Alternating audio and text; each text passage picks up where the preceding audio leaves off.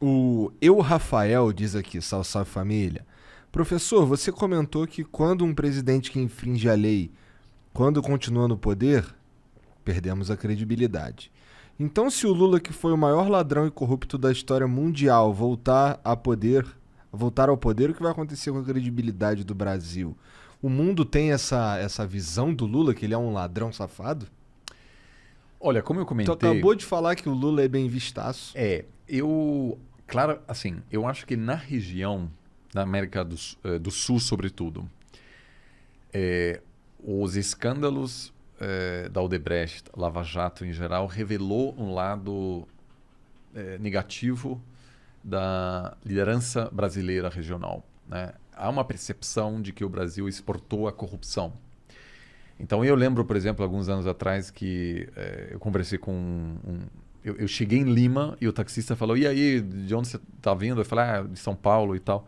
Aí ele falou: "Ah, você é da Odebrecht porque esses caras destruíram o nosso país." Enfim, é uma percepção de que o Brasil se tornou tóxico de certa maneira, exportando má governança, né? Então, na Colômbia, Peru, alguns países aqui na vizinhança, sim, aí realmente eu acho que aqueles casos de corrupção, e sem dizer se houve um envolvimento pessoal do presidente, de fato afetaram a reputação do Brasil. Agora, sem entrar no mérito disso, mas apenas fazendo uma observação, o governo Lula tem uma reputação bastante positiva no exterior, porque, em parte, graças ao boom de commodities, mas também pelas políticas sociais de redução da pobreza, etc., e pela história, né, de ter, enfim, uma pessoa que nasce pobre, enfim, se transforma num líder sindical, depois vira presidente. Essa história é bastante conhecida e realmente foi no momento em que o Brasil tornou-se a bola da vez, realmente, né? Tornou-se um país muito popular e o Lula soube muito bem vender essa história. E realmente, naquela época, como o Obama bem disse, era um dos políticos mais bem vistos. Agora, tem, sobretudo entre financiadores, alguma preocupação de que, sobretudo pelo que aconteceu a partir de 2010, que o governo Dilma não tem essa reputação tão boa assim e é muito associado ao colapso e uma gestão econômica insustentável. Né, obviamente também foi o fim do boom das commodities, mas eu acho que lá fora ainda há muitas dúvidas sobre que tipo de Lula vai assumir. Vai ser um Lula rancoroso. 2003, né, bastante, enfim, centrista, basicamente mantendo uma política econômica ortodoxa, né? Nomeou pessoas do mercado para posições-chave, ou uma pessoa vamos dizer, dos anos 80, 90, ou até algo mais parecido com o que a gente viu nos últimos anos do governo PT. Será que ele não fica puto de ter sido preso? Quantos anos ele ficou lá? Ficou um ano e pouco, né? Um ano e pouco? Então assim, Nem é tanto tempo assim, né? eu não acho que tem uma romantização, mas, como eu disse, comparando os ânimos aqui internamente e perguntando interlocutores lá fora tem uma reputação melhor, eu diria. E, a princípio, acho que, apesar desses casos de corrupção que afetaram mais o Brasil na vizinhança, acho que seria uma pessoa que teria a capacidade de superar esse isolamento que o país está sofrendo. Mas você acha que o Lula conseguiria, tipo, passar uma reforma tributária que acabasse com o imposto sobre consumo ou diminuísse drasticamente? Não, aí já ou seja, isso obviamente depende muito do arranjo interno que Mas você acha faz, assim. mas nada te diz que o Lula seria o cara para mudar essas coisas especificamente? O Lula está sendo muito esperto agora porque está jogando parado. Porque da mesma maneira que o Biden, basicamente, diferentemente de qualquer campanha nos Estados Unidos, basicamente sendo o cara que estava desafiando um presidente, que geralmente tem que fazer de tudo para ganhar visibilidade, o cara simplesmente se calou. E deixa o outro se E matar. deixou o Trump se enforcar na própria loucura e foi isso que aconteceu. Ele teve, entre aspas, a sorte da pandemia também. Sem pandemia, eu acho que o Trump teria sido reeleito com tranquilidade, porque a economia estava indo bastante bem.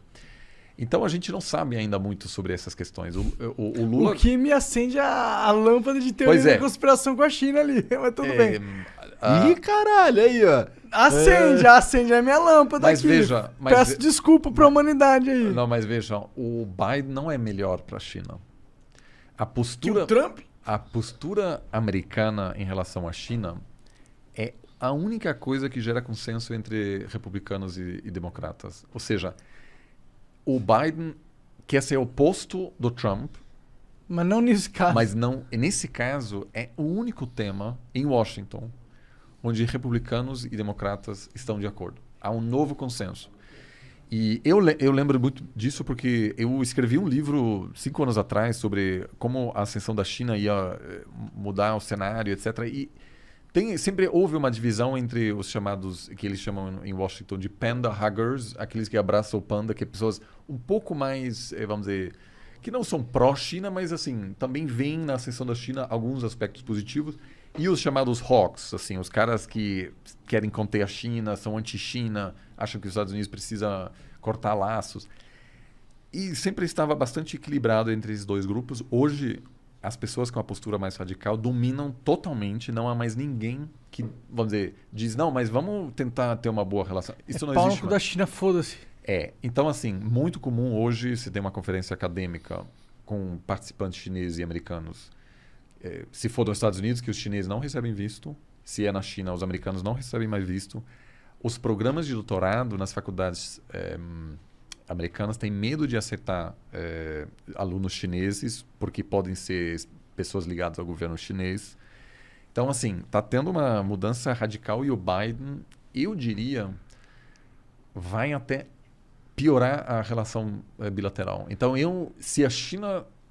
Tinha uma esperança de meter um vírus e trocar o presidente para favorecer eles, foi um tiro no pé. E outra, os chineses, vamos dizer, é sempre assim, a gente constrói a partir né, a gente agora conhece a história, mas você está supondo que os chineses sabiam que o Trump ia ser negacionista. Ele poderia ter dito... Demorou, vamos cuidar. Como a Angela Merkel, por exemplo, que no meio da pandemia aumentou a taxa de aprovação dela. Né? Então... eu acho que eles não têm essa saber que o Trump era meio besta, talvez não fosse tão difícil, tá ligado? Não, mas cara, ele poderia ter aqui reagido. Não, é verdade, você tem razão. Eu não sei se tem muito a ver com o teu ramo de que tu manja e tal, mas pô, ó, aqui eu vejo o Lula também jogando calado e deixando o Bolsonaro se matar, mas pra mim parece um pouco parece um cálculo muito bem feito. Que é o seguinte, se você destrói o teu principal antagonista, que é o que te daria, que é o que vai te dar a chance de você ir pro segundo turno. Se você destrói esse cara, tu não fortalece um terceiro candidato, portanto é melhor jogar calado. É essa a razão pela qual a principal ameaça, o principal alvo de ataques do Bolsonaro é o Dória, porque o Bolsonaro não quer estar no segundo turno contra o Dória. Ele quer estar com o Lula. Então uma situação é que geralmente o segundo turno pune os radicais, os extremos, porque daí sempre surge alguém do meio, e aí, como na França, por exemplo, onde tem o cara centro-direita, Macron, contra a extrema-direita, aí vence sempre o moderado. Nesse caso específico, tem uma situação mais estranha que os dois lados principais querem evitar que surja alguém no meio. Apesar de que sempre assim, também eu acho que não dá para comparar muito o Lula e o Bolsonaro. Eu acho que não chegam ao mesmo grau de radicalismo, por exemplo. Né? O Lula governou, pode discordar do seu governo e pode dizer que, enfim, o país não avançou, mas não houve uma preocupação autoritária séria durante esse período. Né? Isso não é uma opinião pessoal, mas se vê nos índices da democracia brasileira que houve a grande maioria dos índices... Tanto que eles perderam e saíram fora. Jogaram o jogo, né? Né? Então, assim, mas sim, eu concordo. Eu acho que os dois querem se enfrentar, sem dúvida.